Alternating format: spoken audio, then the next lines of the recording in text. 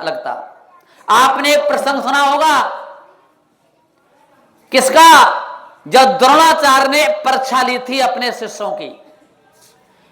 गुरु द्रोणाचार्य ने सोचा कि आज मैं बच्चों की परीक्षा लेता हूं, क्योंकि आज के समय में परीक्षा होती है ना, कागज पर लिखा पढ़ी वाली परीक्षा नहीं होती थी, वहां प्रैक्टिकल की परीक्षा होती थी उस समय।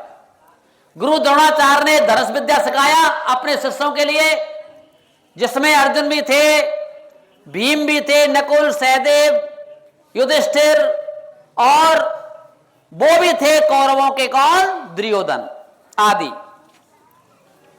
जब गुरु जंगल में ले गए और जंगल में ले जाकर कहा अपने धनुष बाण हाथ में ले लीजिए, और इस पेड़ पर जो चिड़िया बैठी है उस चिड़िया की आंख की पुतली को आपको भेजना है, अपना सभी निशाना लगा लीजिए। ध्यान रखना कितना अच्छा प्रसंग है। जब गुरु द्रोणाचार्य ने कहा, सभी ने निशाना साध लिया, मैं कहूं नहीं तब तक कोई आप बाण नहीं छोड़ोगे। तो सबसे पहले दुर्योधन से पूछा, दुर्योधन आप बताइए तुमको पेड़ पर क्या दिखाई दे रहा है? क्योंकि उसने निशाना साधा हुआ था। तो दुर्योधन बोला, गुरुजी मुझे पेड़ दिखाई दे रहा है और पेड़ पर बैठी हुई चिड़िया दिखाई दे रही है, चिड़िया की परें दिखाई दे रही हैं। गुरुजी ने कहा और क्या दिखाई दे रहा है? कि और मुझे हरी हरी पत्तियां दिखाई दे रही हैं। गुरु शांत हो गए। फिर नकुल, सहदेव आदि से पूछा, तुम्हें क्या दिखाई दे रहा है? कि गुरुजी मुझे चिड़िया दिखाई दे रही है, और चिड़िया और क्या दिखाई दे रहा है? कि मुझे उनकी परें दिखाई दे रही हैं। और आगे बढ़े। फिर अर्जुन से पूछा, अर्जुन तुम्हें क्या दिखाई दे रहा है, बताइए। अर्जुन ने कहा कि गुरुदेव मैं निशाना साध रहा हूं और इस समय मुझे केवल उस चिड़िया की आंख की पुतली दिखाई दे रही है और मुझे कुछ दिखाई नहीं दे रहा। गुरु द्रोणाचार्य ने कहा, एक बार और सोचो तुम्हें क्या दिखाई दे रहा है अर्जुन? अर्जुन कहता है कि गुरुदेव मुझे केवल पुतली दिखाई दे रही है और मुझे कुछ दिखाई नहीं दे रहा।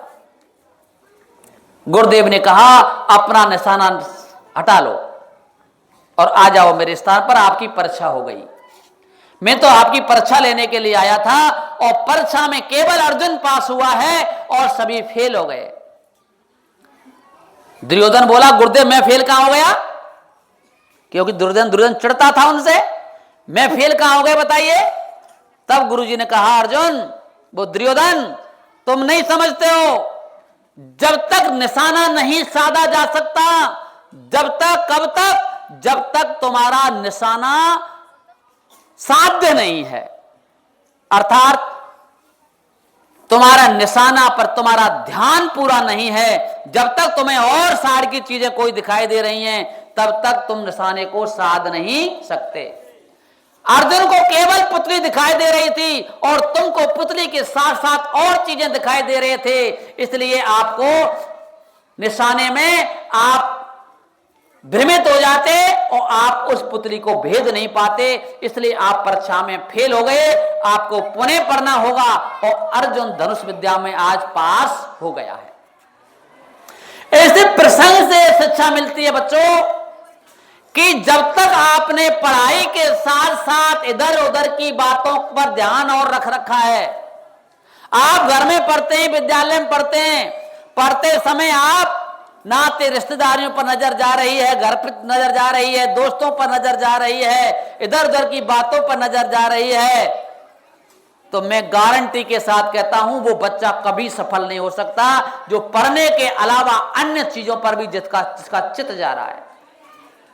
इसलिए एकाग्रचित मन होना चाहिए, एकाग्रचित ध्यान होना चाहिए, और जब तक तन्मयता के साथ कोई काम नहीं होता है तब तक बच्चा कभी सफल नहीं होता है। समझ में आ गया? धन्यवाद आप सबके लिए। आप